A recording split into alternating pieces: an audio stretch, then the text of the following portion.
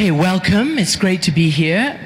And I would just also like to add my personal congratulations to those fantastic journalists who were honored and really respected today.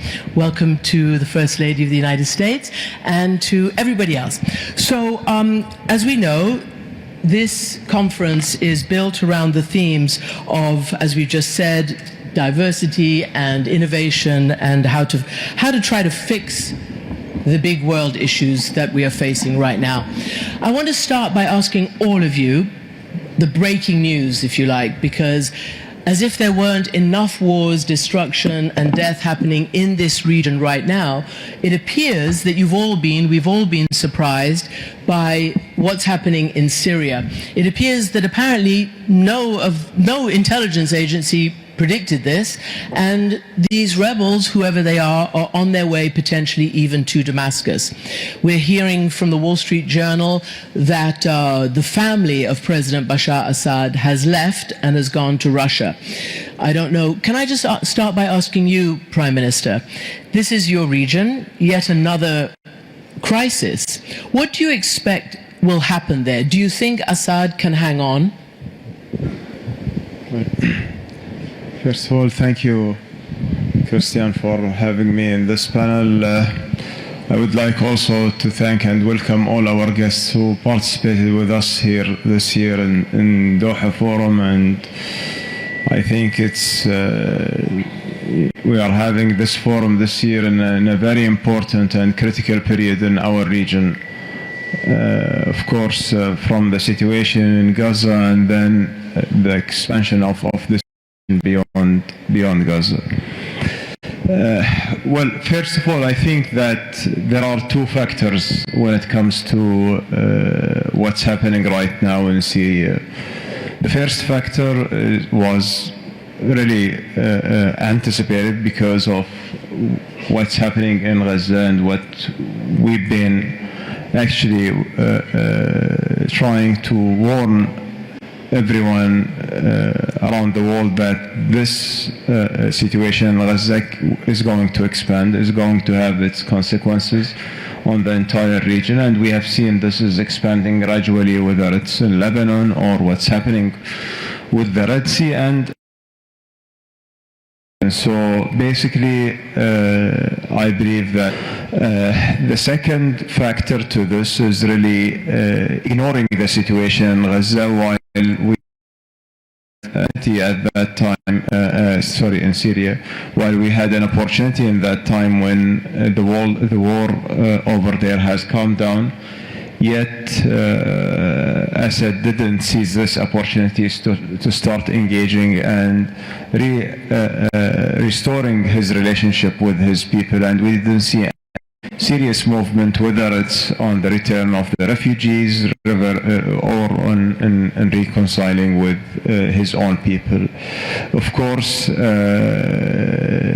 believe that everyone around the world is very surprised with what's happening in the last few days, and not surprised with the move itself in the same manner as they are surprised how fast they are advancing and how fast they are progressing.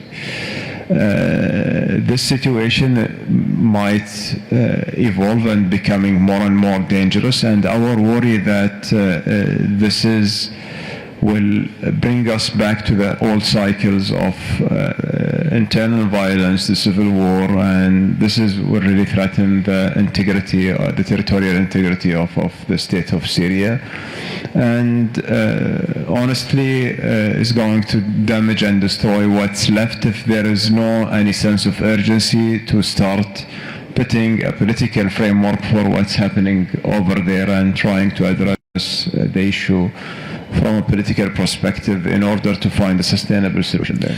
Let me ask, I see you nodding, Foreign Minister about IDA.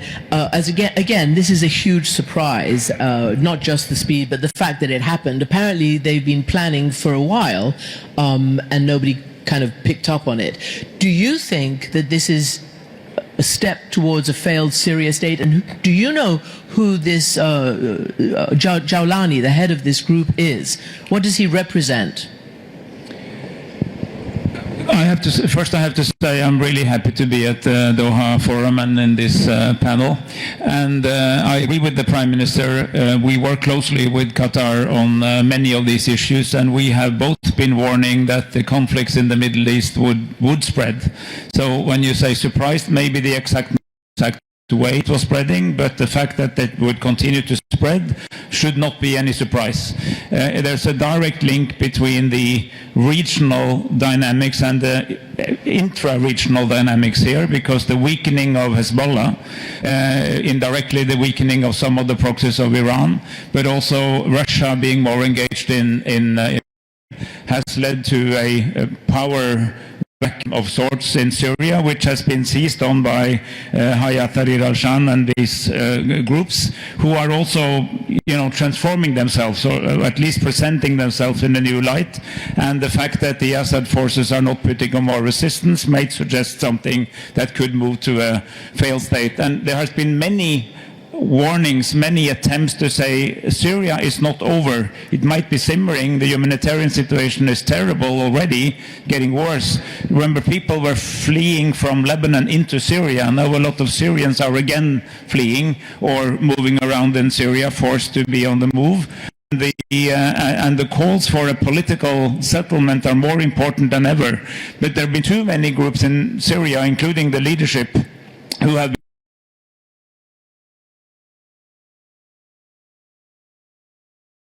that they're time for really to call for dialogue, for a political settlement, and to try to stop this before it really goes totally down the drain. Mm-hmm. And it just illustrates such an important point.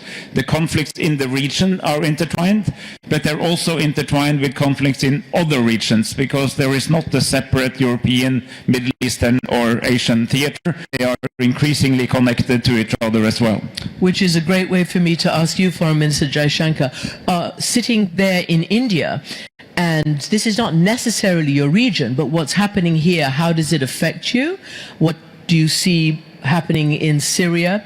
And more to the point, on the topic of this conference, how does one innovate with dialogue out of, let's just take the Syria situation right now. We can hang the Iran off that, but Syria. Well, let me go back to your first question. Is it a surprise? The answer is yes.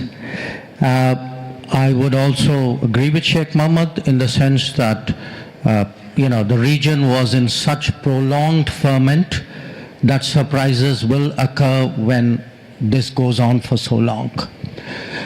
Yes, we are to some distance away.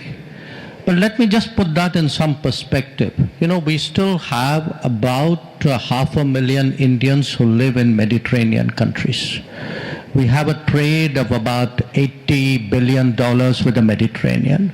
Now that's the Mediterranean. If I'm looking at the Gulf, we have 10 million Indians here and maybe about $180 billion of trade. Now why do I mention that?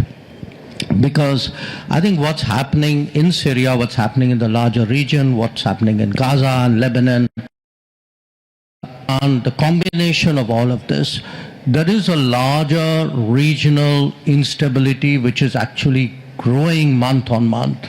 It is impacting, as a country on that side of Asia, we are feeling the impact of this. I mean, we're feeling it in shipping costs, we're feeling it in trade disruptions, we could see it in radicalization. I mean, so today, instability anywhere actually is a source of concern. There's no region you can say that's far away and it doesn't matter to me anymore. And by the way, this region is not so far away, and our interests are there, as I spelled out.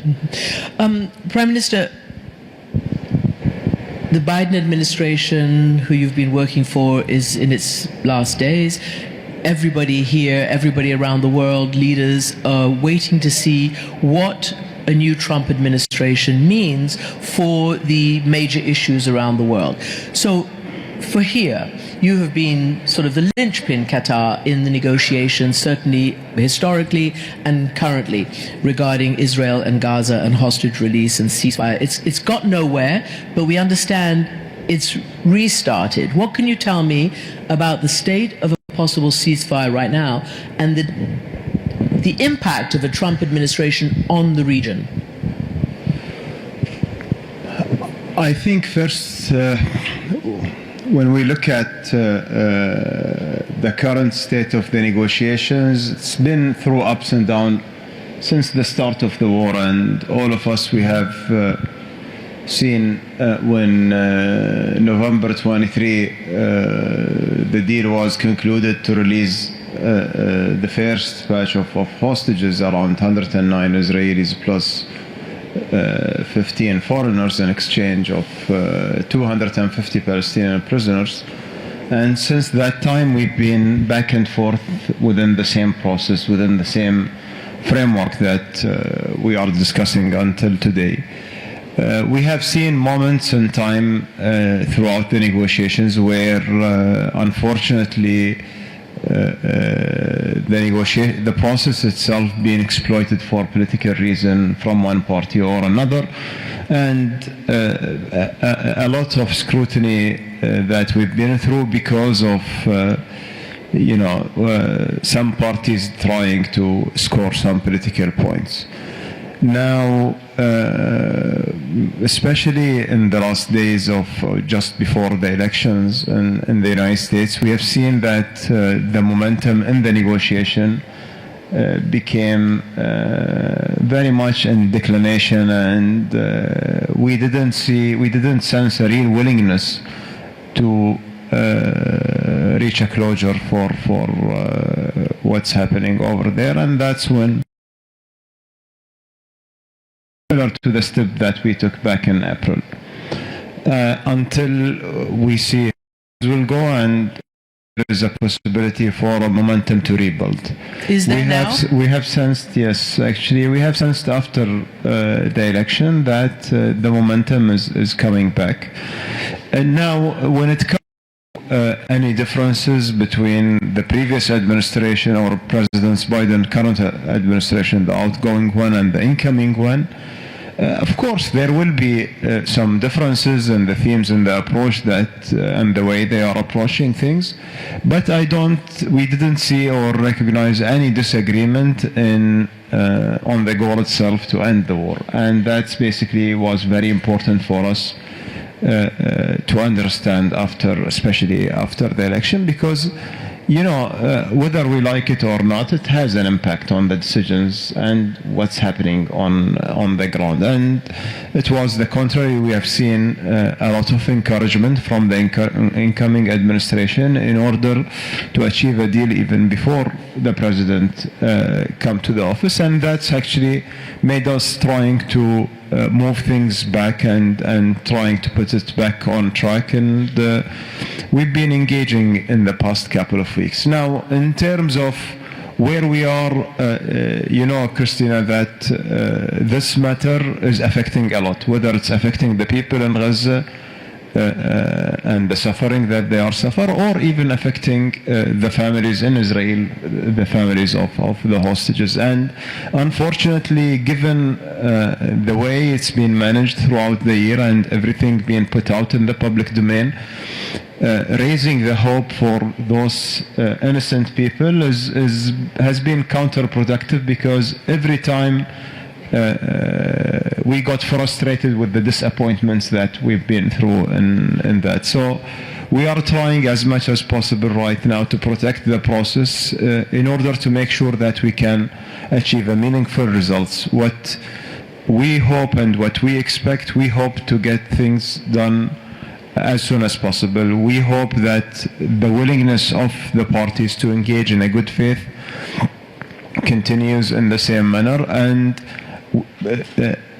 if you look at the gaps in the disagreements, they are not something substantial that really affect the agreement. It's all about the main questions. Is there a willingness to end the war? Yes or no? Is there a willingness to have an exchange deal? Yes or no? Those are two very simple questions with very simple answers. If the answers are yes on both questions, then we have a deal. Okay, so from your perspective in Europe, one of the main issues is what will be the political, and I assume from your perspective too, Prime Minister Al-Thani, what is the political decision for Gaza afterwards? As you know, Prime Minister Netanyahu has not laid down any political plan for post-war in Gaza. The allies, Saudi Arabia, the United States, Qatar, everybody says it must be also a Palestinian state and a withdrawal of Israel. Your country is from Gaza. Your country is one of those who's already recognized a Palestinian state. You were behind the Oslo Accords, so you have a really central role. Where do you think this is going politically? That's the essential question, and I want to commend the excellent work of Sheikh Mohammed himself and his deputies and wonderful diplomats in working towards a ceasefire. But we also work together with a group of OIC and Arab League foreign ministers, including the Prime Minister, His Highness Faisal Al-Farhan of Saudi Arabia, Bahrain, Egypt, Jordan, Turkey, others. And we connected that to a broader group of European countries, and we now have established a global alliance for implementing the two-state solution. And what convinced us to join this initiative, which is very much an Arab-owned initiative, but now becoming a much more global initiative, is that we need to think about the immediate, but we also need to think about the long term, because you can't do either one or the other. Without the immediate, you will not get to the long term. Reflecting on the long term, you might not get to the immediate solution. And this comes back to with Gaza afterwards. It must towards a Palestinian state. We need a two-state solution, but not a three-state solution. We want an integrated Palestine, compromising, the West Bank and Gaza, relevant parts of Jerusalem, as was envisaged in the Oslo Accords. And the drama, the horror is so deep now that we cannot go back to 6th of October last year. That was not a stable, lasting situation. It was like a minefield. People might have not stepped on the mine, but it was about to explode. It did explode. And here comes to your question about the incoming US administration, because President-elect Trump was very vested in the Abraham Accords. Mm-hmm. I think the message now from this region is that is perfectly doable. There might actually be a major deal, but it has to happen with Palestine. And I think as long, and this is also what the group that Saudi Arabia, Qatar, Norway, the European Union, others are forming now, is a very collective message that this is the time to think big, to think political solution, to think that peace for Israel, peace for Palestine, regional peace is connected. Because all these different conflicts, they are not the same. It's not one conflict, but there is a root conflict that connects to all of them, which is the absence of a solution to the Palestinian question. And that has been the driver of Norway's and my own foreign policy over this last year, to really see that today it cannot be just a Western country or two to come in to fix it. It has to be embedded seriously in this region, and we have to make sure that also Israel becomes a country not only in the region, but of the region connected to its in peace. And that can only happen with a Palestinian state. And honestly, it might sound naive, but I think it's actually hard politics. There is no alternative, so we have to move forward. We must dare to think outside the box. Yes, I'm going to come back to that, because certain members of the incoming US administration who've been nominated to work on this have suggested alternatives, including annexation and the rest. So I'll get back to that in a second. But to you, Foreign Minister Jaishankar, it is said that certainly we know Prime Minister Modi had a very close relationship with President Trump in his first term. We know that the Biden administration also, in fact, they were trying to hopefully drive a wedge or attract you from China and into the US sphere more. But President-elect Trump... We were trying to attract them into the Indian sphere. Okay. I don't know how it worked out, but right now you've got a whole threat of tariffs in the whole region and all the rest of it. President-elect Trump has also threatened BRICS, of which you are a member, with 100% tariffs if this and that. What do you expect for India and for your economy and your relationship with the United States and regional implications as well from that kind of message already from President Trump-elect? Look, we had a good relationship, a very solid relationship with the first Trump administration. Yes, there were some issues, mostly trade-related issues, but there were a whole lot of issues on which actually President Trump was very international. He was very forward-leaning. And I remind people that it was actually under Trump that the Quad was restarted. So if you look at the Indo-Pacific today, I mean, certainly President Biden built on it. But if you look at the Indo-Pacific today, in fact, it's an area where the United States made new commitments, as indeed did all of us. So I would say, from our perspective, quite honestly, I mean, there's a certain personal relationship between Prime Minister Modi and President Trump. I would say in terms of politics, we don't really have divisive issues in terms of our political outlook. As two countries, by and large, I think our convergences way outstrip any differences we have. Where the BRICS remark was concerned, I think, I'm not exactly sure what was the trigger for it, but we've always said that, look, India has never been for de-dollarization. Right now, there is no proposal to have a BRICS currency. So I'm not quite sure what is the basis for. He said if you stop pegging it to the dollar, but there wasn't a threat to do that, was it? Well, the BRICS do discuss financial transactions, but certainly where India, I mean, BRICS doesn't, each country doesn't have an identical position on this. But where India is concerned, certainly, I mean, look, the United States is our largest trade partner, and we have no interest in weakening the dollar at all. But I just want to make one remark on come back to the Middle East. The core issue undoubtedly is Palestine and Israel's relationship. How do they reach a modus vivendi? There's a larger issue side by side, which is the widening of this conflict, which is also a major concern. And, today we have, I don't want to say we normalized it, but the fact is, 2 years ago, the prospect of Israel and Iran actually firing at each other would have been appalling. It's something which we couldn't have even contemplated. And yet it's happened. If you look at what's happening in the Red Sea and the impact for shipping in Asia, it's huge. So I think, there are different sort of challenges, layers of them.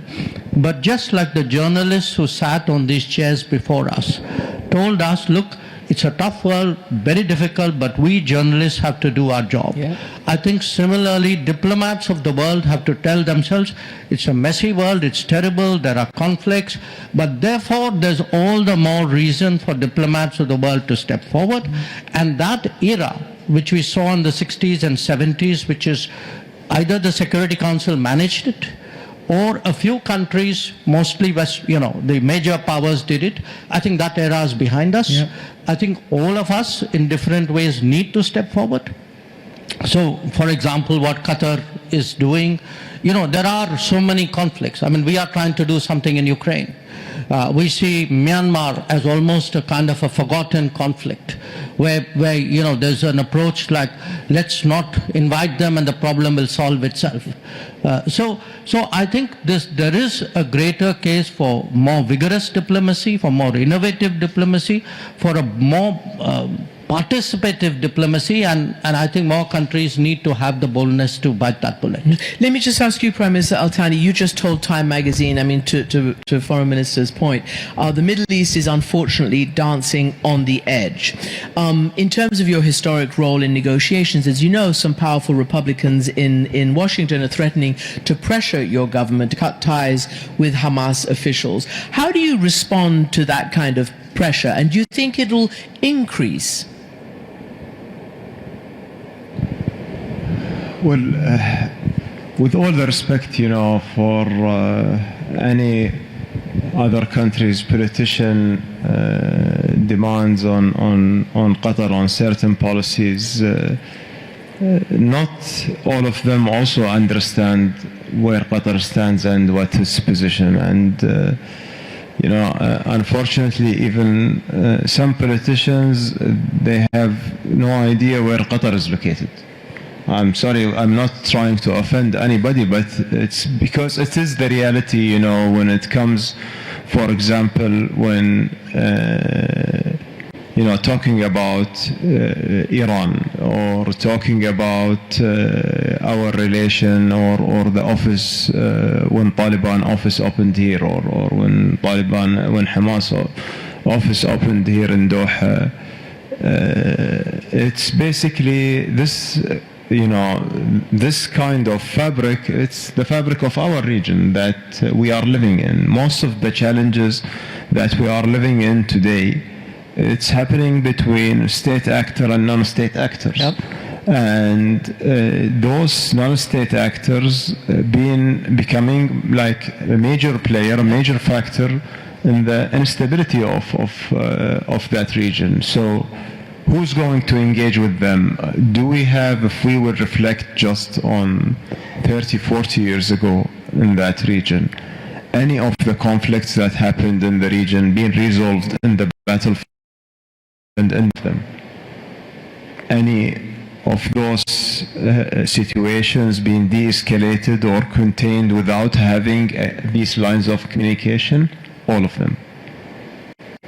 Now, the question here is not Qatar is talking to everyone and trying to engage with everyone. Who will be the alternative?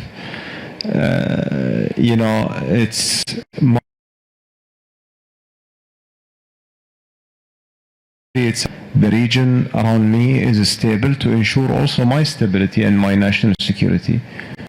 And in order to ensure this stability, I need to engage with every party. I need to get the conflict to be resolved in a peaceful manner, and I need to ensure a better prospects for the region. And as I just mentioned in an interview with Yelda a couple of days ago, that if we are doing something wrong, let them identify what we've been doing wrong, because we've been doing everything with full transparency. When we have contacts or offices here, this wasn't done in the dark and it just popped up in one day. It was a result of discussions, negotiations, agreements.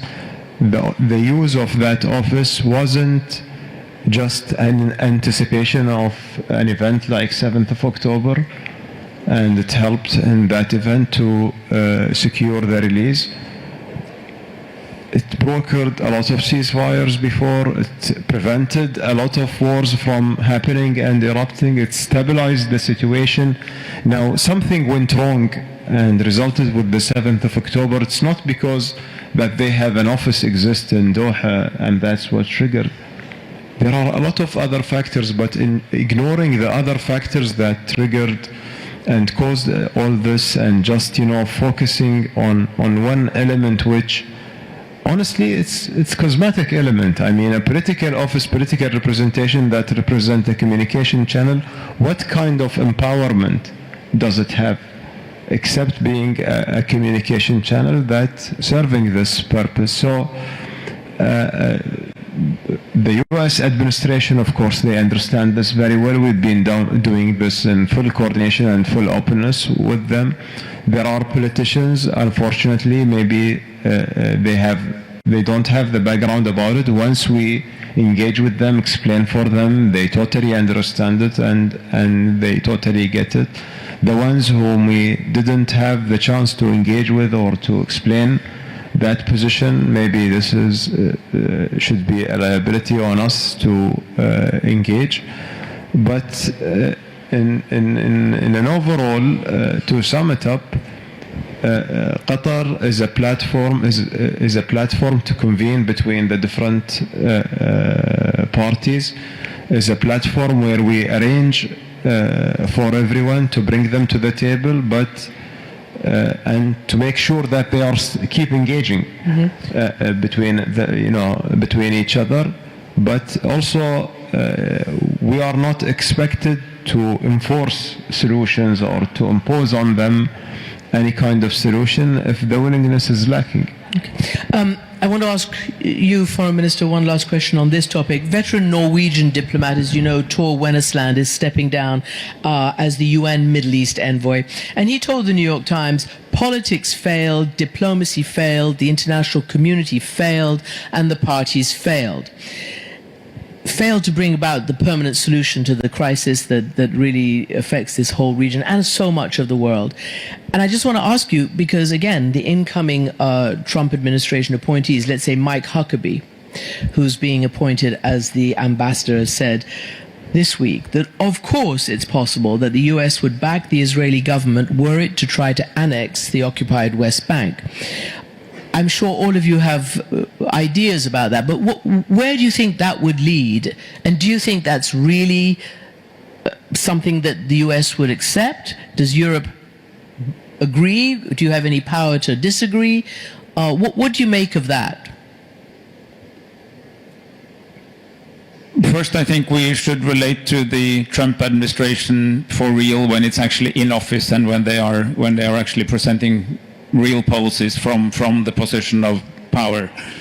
So not to preempt that too much by commenting directly on his comments, but I did say, and I will maintain that, we will not be able to start solving the intricate set of problems in this region without dealing with the solution to Palestine, and the solution is not to perpetuate the occupation and make it into annexation. And this has also been very firmly put out by the International Court of Justice, which is everybody's court. It is the highest UN court, and very clear on the status of occupation as illegal.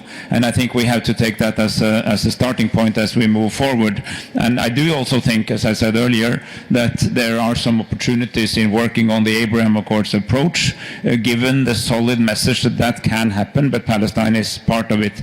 But I very much wanted to underline what was said by the Prime Minister. Norway has a long tradition of peace mediation and dialogue facilitation, and we also very much share that vision that in order to get things done, you need to speak to the people that matters, even if those are people with blood on their hands and people you don't necessarily approve of. And speaking is not approving, speaking is not endorsement, speaking is necessary in order to facilitate dialogue with the people that can actually change things. So here Qatar and Norway has very much made the same experience. And a part of that experience is that many of the key countries actually accept and approve that has to be done. Even at times, people who publicly say you shouldn't speak to this or that person or country or group will actually be very interested in what we actually hear when we speak to them. And that makes us quite confident in that is a role that countries like us have to play, which is also why we work not only on the Middle East, but also on Ukraine and Venezuela, and we worked for years on Afghanistan with that similar approach. I think that's necessary. And I think when a new administration is in place and looks at the whole picture in its totality, I think they will form a more holistic policy on this, and I very much look forward that we all can engage with them when they are there. I see opportunities, I see challenges, but I also see opportunities, and I think that there are an opportunity here for what actually could become the deal of the century. I mean, this could happen here, but it requires that some of these insights from the region are brought into the as you remember, President Trump did recognize Israel's annexation of the Golan Heights, so it's not without precedent. But anyway, I hear what you're saying. Let's wait till they get into office. Foreign Minister Jaishankar, I want to ask you, and ask all of you in a moment, the major war roiling Europe.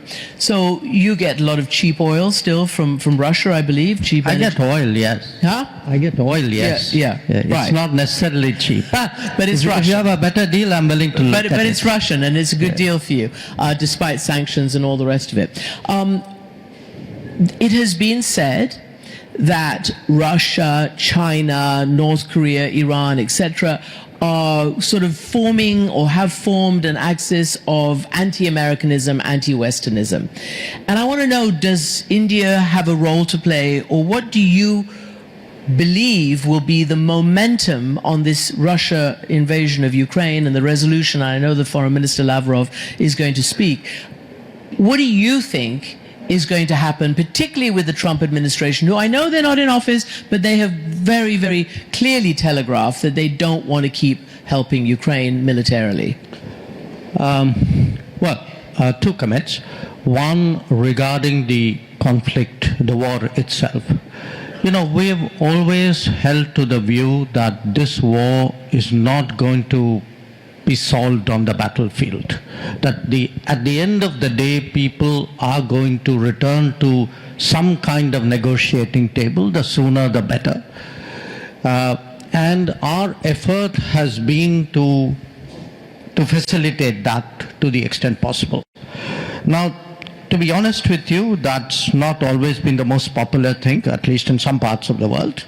But I do think today the general sort of the needle is moving more towards the reality of a negotiation than the continuation of the war. We are trying to do, you know, the bit I told you about why it's important for diplomacy to come forward. Yeah. Now we are really putting, in a way, our aircraft, our legs where our mouth is. We are actually doing, you know, going to Moscow, talking to President Putin, going to Kiev, engaging President Zelensky, meeting them in other places, trying to see if we can encourage, you know, find common threads which can be picked up at some point of time when the circumstances are right for it to be developed. We're not attempting a peace plan. We're not doing a mediation in that sense. We are doing multiple conversations and very transparent about telling each party, saying, look, at the end of the conversation, this is what we're going to tell the other party. We think that's, at this point of time, the most useful country diplomatically. We also believe in this, that we articulate the sentiments and the interests of the global south, 125 other countries who have found their fuel costs, their food costs, their inflation, their fertilizer costs impacted by this war. So there is a constituency out there which says, please do this, please, you know, carry on with this. And quite honestly, in the last few weeks and months, I've even seen this sentiment expressed by European leaders, major European leaders, who are actually telling us, please keep engaging Russia and engaging Ukraine. We welcome that. So we do think that things are moving somewhere in that direction. Your second point about, you know, is there such an axis? Look, perhaps in your world it sounds very effective and dramatic to sort of make this sort of sweeping assertion. I didn't make it up. Yeah, they did. No, but in my world, that's not the reality. You know, every country has its interests. They agree some, they disagree some, they work some. Sometimes the same countries work in different combinations in different issues. The reality is much more complicated, much more granular. And I caution people, saying don't go for this very sweeping generalities, because they become self-fulfilling if you actually accept them. I don't accept that.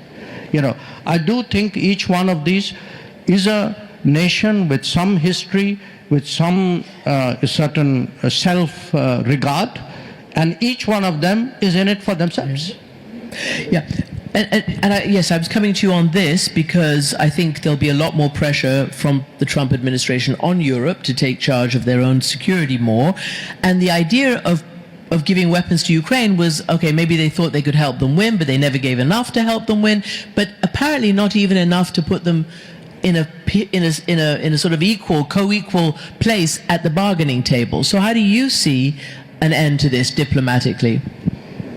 Well, actually, I think many were late, but we're giving much more now. We're also loosening restrictions for using advanced missiles into Russian territory, for instance, and several European countries, including my own, have over the last weeks actually stepped up quite a bit, both the quantity and quality of the contributions, because of course at the end of the day somebody have to talk, but it has to be a just peace, not just peace. It has to be something that can create a post-war order in Europe, post-Ukraine war order, which we can all live with, and which does not reinforce that you can change borders by military means and that you can try to undermine all the governments. And remember, there are some principles out there, and they are being violated big time. And when the Second World War ended, we got the UN Charter, we got some key principles of relations between states, one of them being the number one rule is, thou shalt not invade and occupy other countries, whereas self-defense is legal.